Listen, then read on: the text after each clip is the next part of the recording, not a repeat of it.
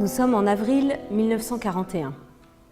Henri Gautier a été arrêté, comme des dizaines de camarades, à l'automne 1940. Ils sont internés à Haincourt, un ancien sanatorium converti en centre d'internement des indésirables, entre guillemets, comme on les appelait pendant le régime de Vichy. Il y a là tous les camarades, Timbaud, Sémat, Michels, Delaune. Ils s'organisent, mettent en place des cours de langue, des loisirs, pour s'occuper, mais surtout masquer la véritable activité, qui est politique. Depuis des mois, on leur promet des visites de leur famille, en vain. Gautier et quelques autres décident d'agir. Gautier, tu dors ? Auguste Delaune chuchote pour ne pas réveiller leurs camarades de chambrée. Non, je ne peux pas dormir. Moi non plus.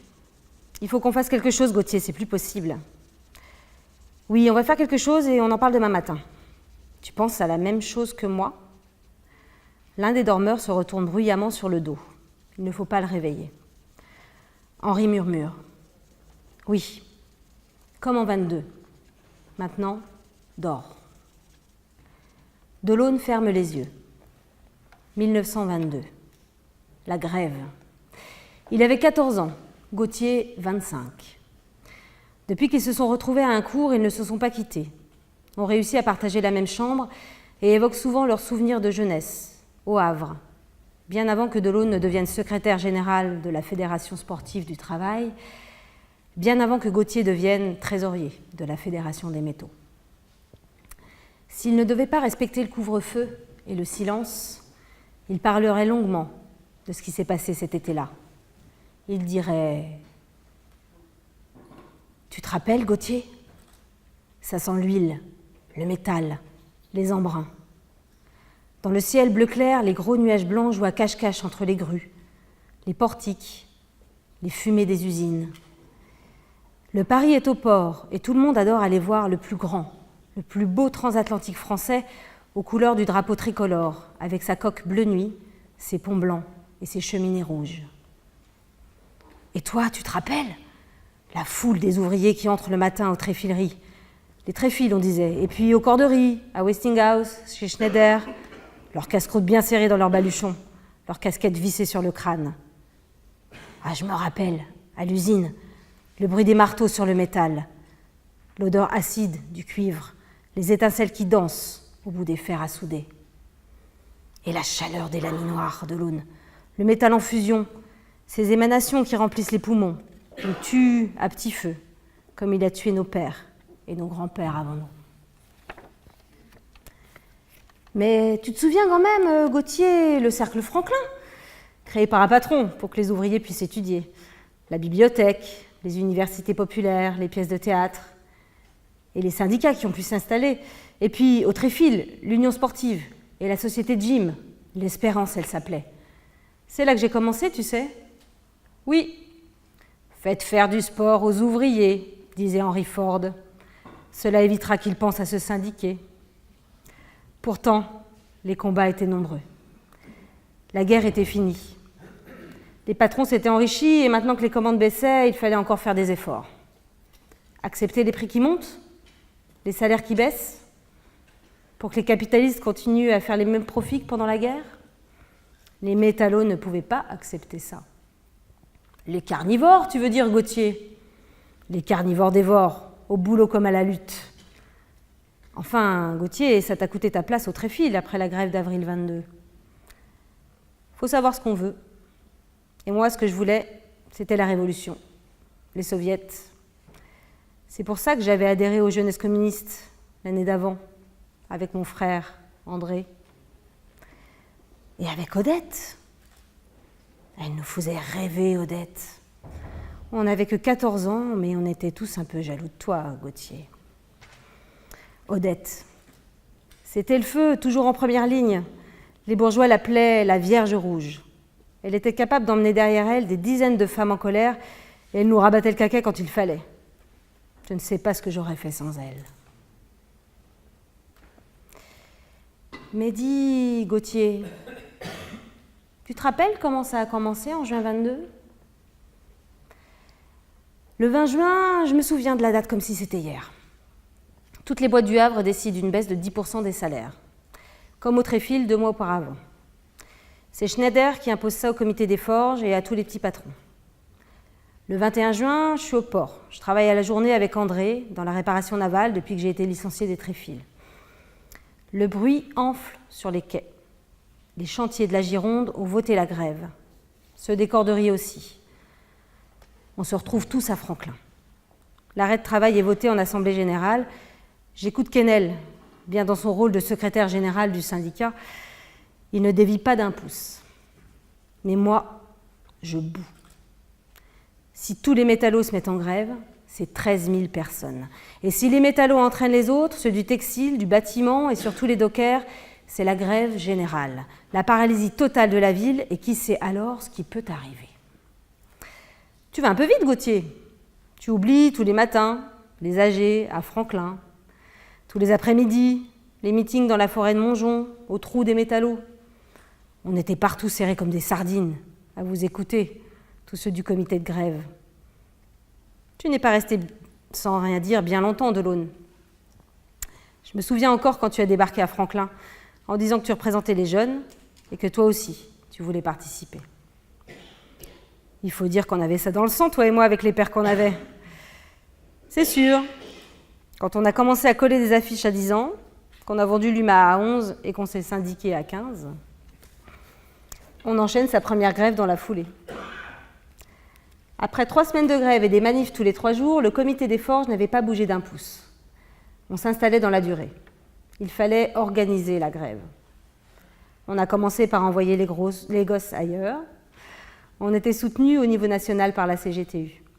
Ils avaient mobilisé des familles, souvent en banlieue parisienne, avec la complicité des municipalités communistes. Ce qui était nouveau aussi, c'est que toute la population nous soutenait. Parce que si les ouvriers n'avaient plus de quoi acheter aux commerçants, les commerçants aussi allaient en baver. Les boulangers donnaient du pain, les épiciers de la nourriture, des paysans venaient avec des charrettes remplies de carottes et de patates. Tout était organisé par le comité de grève. On distribuait des cartes le matin pour récupérer les vivres l'après-midi. Moi, j'avais monté un atelier de cordonnerie. Quand je n'étais pas au manif ou à Franklin, je retapais des chaussures. D'autres étaient partis travailler sur des bateaux, comme mon frère André, et reversaient leur salaire au comité de grève. Certains même avaient réussi à se faire embaucher comme métallos, loin du Havre. Enfin, jusqu'à ce que Schneider mette le holà. C'était le front uni du comité des forges contre les métallos. Tu sais, Delaune, il avait sa tactique, nous la nôtre. On faisait des propositions raisonnables. Elles étaient systématiquement refusées. Le préfet, le maire, le député étaient bien embarrassés. Nous, on acceptait tous les conciliateurs, on les mettait dans notre poche. Le comité des forges, lui, c'était non à tout. Ils ont commencé à faire pression sur le ministère de l'Intérieur. Le Havre était devenu un enjeu national. Fin juillet, ça a vraiment commencé à chauffer. Les femmes ont retourné la voiture du président de la chambre patronale. Les patrons ont payé des gars pour provoquer, faire boire les grévistes dans les bistrots et les pousser à faire n'importe quoi. Il fallait vraiment calmer les esprits, rester dans notre ligne. Pas facile aussi quand on n'était pas d'accord avec Quesnel, qui ne voulait pas entendre parler de politique. Et puis, le préfet a interdit les manifestations et les réunions. Il a récupéré le pouvoir de police. Le maire était hors du jeu. Le comité des forges avait réussi. Ils ont envoyé l'armée. La grève générale a commencé le 22 août. Je n'osais pas y croire, Delaune. Les dockers étaient avec nous et ça voulait dire paralysie totale de la ville. Après coup, j'ai su que les autorités avaient eu peur qu'on refasse la commune de 1871 au Havre. Et le 26 août, on ne sait pas vraiment comment ça a commencé. Je me souviens, Gauthier. Les bruits se propagent à travers la ville et les travailleurs se pressent sur le cours de la République, de plus en plus nombreux. La cavalerie charge, sabre au clair, sans faire de distinction. J'arrive avec quelques copains et je vois des pavés arrachés, des hommes qui courent dans tous les sens, d'autres qui lancent des bâtons, des pierres. Je vois un homme se glisser sous un cheval, couper les sangles, et le cavalier tomber en arrière tandis que l'animal reprend sa course comme un fou. Je vois des soldats qui tendent une corde entre deux becs de gaz pour faire tomber des gars. Je vois des charrettes en travers de la route, des barricades. Je n'étais pas là. Quand j'ai su ce qui se passait, j'ai pris mon vélo, j'ai pédalé comme un fou. En tournant l'angle du cours, j'ai entendu les coups de feu. Pas un, pas deux, des dizaines de coups de feu. Ils tiraient en l'air, c'était sûr, ils tiraient en l'air de l'Aune. Je l'espérais.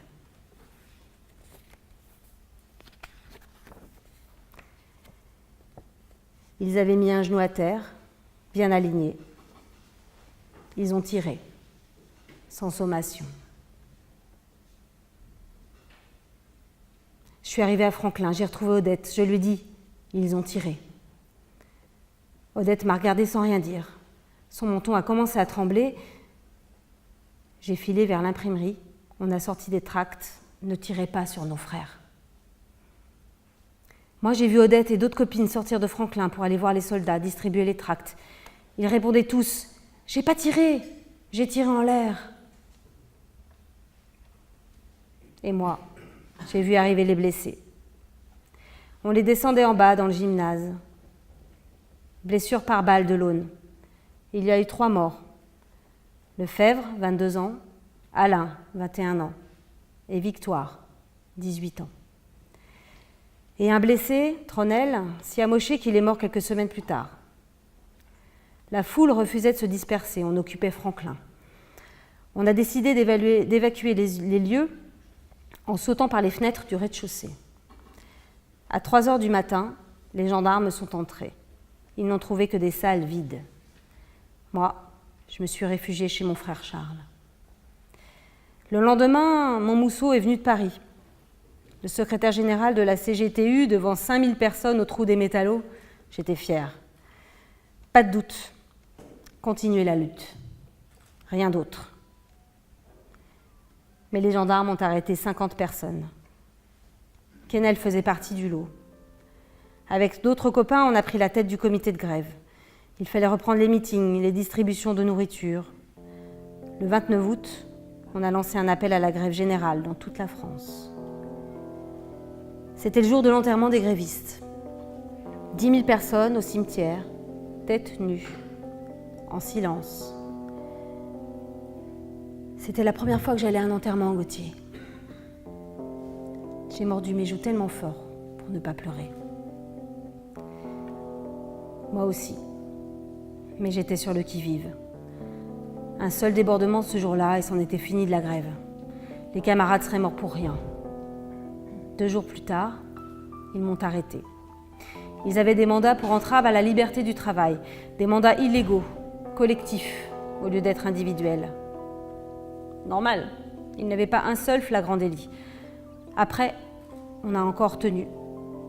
Vous étiez tous en prison, mais le nouveau comité de grève a pris la relève. On a passé le cap des 100 jours, fin septembre. Les hommes étaient épuisés, les femmes étaient à bout. Il fallait faire rentrer les gosses. Les classes reprenaient. Le 10 octobre, l'Assemblée générale a voté la fin de la grève. Quesnel avait été libéré en attendant son procès. Pas comme moi. Il a fait un beau discours.